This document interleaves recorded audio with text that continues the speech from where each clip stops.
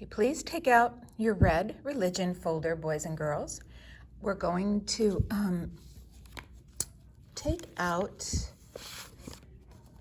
this workbook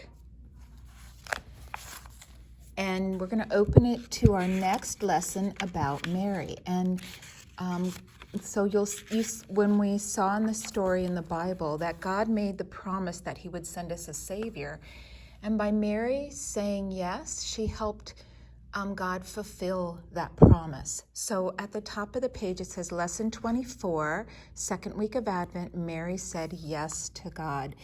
And Mary is also our mother in heaven, and then we have mothers, and our mothers take care of us, and Mary took care of Jesus the way our mothers take care of us.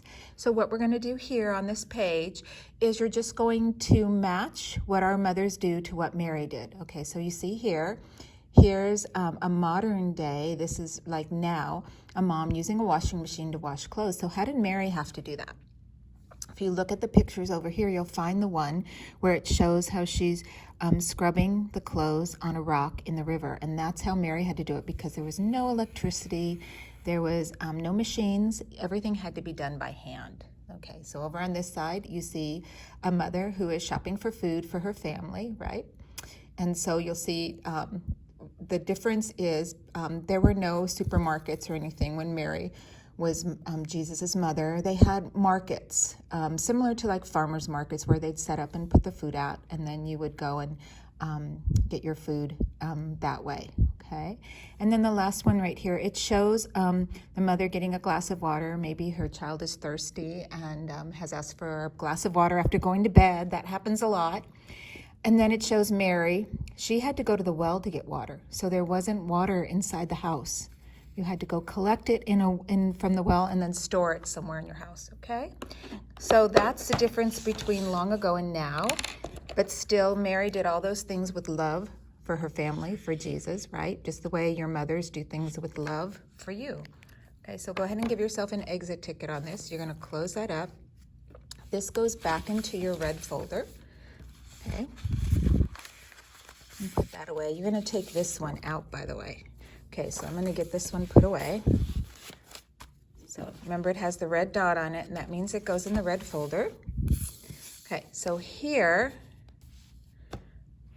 is our Reason for Handwriting booklet. Okay, so we're going to keep turning. Yesterday we completed the letter S. So today we get to complete the snail. Okay, so I'm going to show that like this so you can see the whole thing right there. Okay, so go ahead and take your pencil first, please, and trace the S.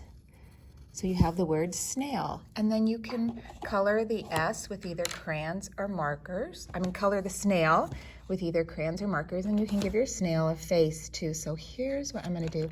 I think I'm just going to use, you can do rainbow colors.